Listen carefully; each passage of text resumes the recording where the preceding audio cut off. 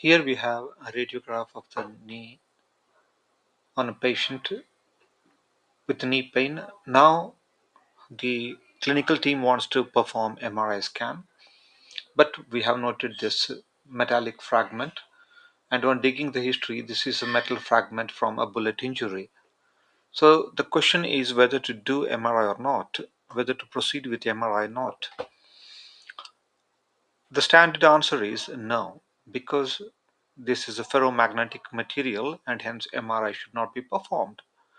What if the benefit is more than risk, we think, and we want to perform MRI? So, what might happen? The most common thing which happens is feeling of vibration and pain, and patient will cannot tolerate and cannot stay still and moves, and the scan will be invalid or unsatisfactory.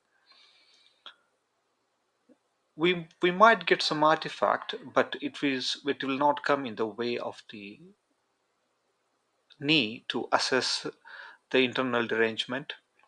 It can cause heating and it can cause burning of the muscle and the skin, which eventually might heal, but that risk is there. Since it is situated a bit close to the skin, it can cause forceful displacement, in which case the focal muscle will be torn and there will be bleeding.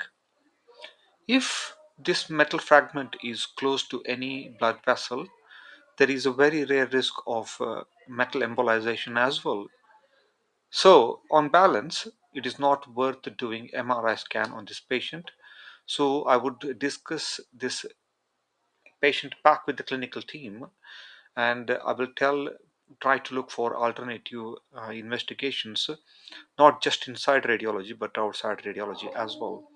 So, in summary, here is a patient for MRI scan but has got a metal fragment, and it is discussed whether MRI needs to be done or not despite risk.